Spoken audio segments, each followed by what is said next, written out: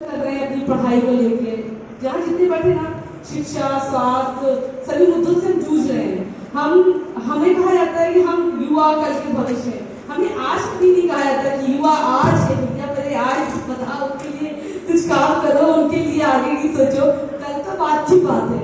तो उसमें है कि कितना हमें लोगों को जागरूक करना है कि वो वोट डालें, किसको डालें, और लोग मतलब हम बेबाकी तरीके से अपनी आवाज़ को रखें और हमेशा ऐसे ही जुड़ते रहे साथियों, तो अच्छा रहेगा।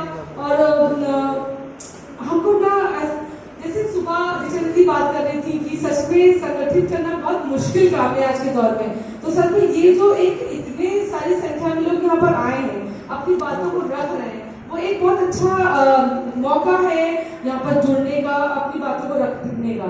ऐसे ही हम हमेशा अपने लिए नए नए अवसर देखें और उसमें जरूर प्रतिभाग लें, क्योंकि हम कल नहीं, हम आज जी रहे हैं। हमें आज अपने जो भी हमारा हक है, जो भी हमें बोलने की आज़ादी है ना, वो अपनी बात जरूर बेबाकी तरीके से रखें। और हम अपने अपने क्षेत्र में तो अलग अलग तरह से युवा स्ट्रगल कर ही रहे हैं।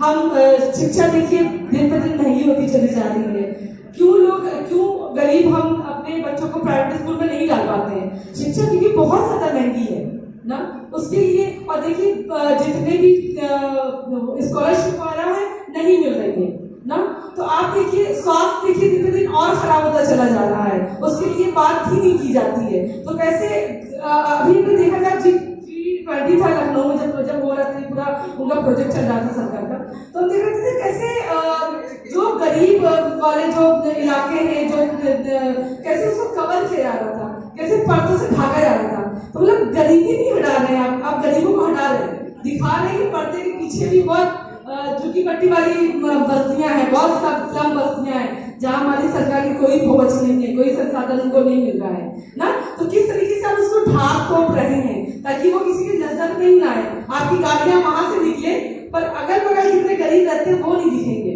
ना। जो लखनऊ में देख रहे हैं हम कि अकबर नगर एक बस्ती है, वो पूरी खाली की जा रही है, क्योंकि वो एक पॉश इलाके पे है वो बस्ती जहाँ पर है।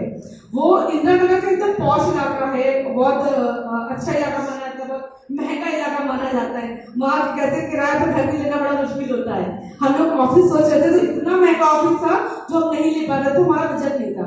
वहाँ की एक स्लम बस्ती, वहाँ पर इतने हजार लोग और सब मिली जुली मतलब मिले जुले धर्म के लोग, जाति के लोग, वो पूरी बस्ती उजाड़ी जा रही है ना। तो क्यों उजाड़ी जा रही है? और उनसे कहा जा रहा है कि दुबक्का के एकदम जो अंदर बस्ती है वहां पर आपको दिया जा रहा है, ऐसे कहा दिया जा रहा है। और वो भी जब उन्होंने बात की तो बताया जा रहा था कि हर कुछ इंस्टॉलमेंट है, देना है आपको 50,000 ऐसे शुरुआत में देना है, फिर वो इंस्टॉलमेंट में बन जाएगा, आपको 6,000-7,000 रुपये महीना देना पड़ेगा। तो कैसे जो लोग इतने सालों से रह रहे हैं, भाई घर बनाने का इंसान का एक सपना होता है ना, तो उस अगर घर को तोड़ दो तो आपने पूरे इंसान के सपना को ही तोड़ दिया आपने। अब हमने देखा कि लखनऊ, मतलब मैं भी फैजाबाद की रहने वाली हूँ, लखनऊ में 14-15 साल से रह रहे हैं, और मैंने देखा कि लखनऊ के पुराने शहर में आज भी बहुत सारे लोग ऐसे हैं जो किराए के मकान में उनकी पुश्ते दर पुश्ते चली आ रही है। मकान नहीं उनका अपना है, किराया बहुत कम लेते हैं, पर वो मकान किराए पे ही लेके रह रहे हैं। तो भाई हमने तो देखा है, हम गरीब परिवार से निकल के आए, तो मुझे लगा कि सच में घर तो बनाना बहुत बड़ी बात है भाई। जो मजदूरी करके इंसान आएगा, अपना घर परिवार चलाएगा, उसके लिए तो घर बनाना बहुत मुश्किल काम है। आपने तो घर तोड़ दिया ये कह के कि ये जो है नजूल की जमीनें हैं, ये सरकारी जमीनें हैं, ऐसे वैसे, पर वो तो इंसान को आपने इंसान को तोड़ रहे हैं ना, ताकि वो दोबारा खड़ा ना हो सके। तो यही है कि अपनी बातों को आप बेबाक तरीके से कहिए, उठाइए, लड़ना बहुत जरूरी है। जब तक हम लड़ेंगे नहीं ना, हम इकट्ठा नहीं होंगे। हम कोई अकेले की लड़ाई नहीं लड़ी जाती है ना।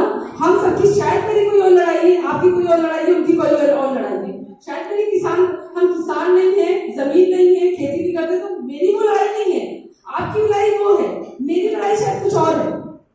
हम मेरा नाम ही रुबीना है, तो मेरा नाम से ही समझ में आ जाता है कि ये धर्म दूसरे धर्म की है।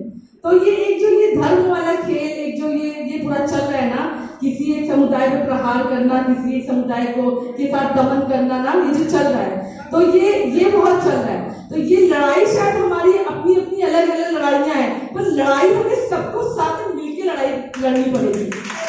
और जब तक कि हम साथ में कोई लड़ाई नहीं लड़ेंगे, हम अकेले के लिए कोई लड़ाई नहीं लड़ पाएंगे ना। तो हमें साथ में, जैसे हम लोग नारा दे रहे थे ना, शिक्षित हो, संगठित हो, संघर्ष करो, तो ये सच में कि हमको संगठित होकर ही संघर्ष करना पड़ेगा। लड़ाई बहुत लंबी है, हमें हिम्मत नहीं हारना है। 2024 में कुछ भी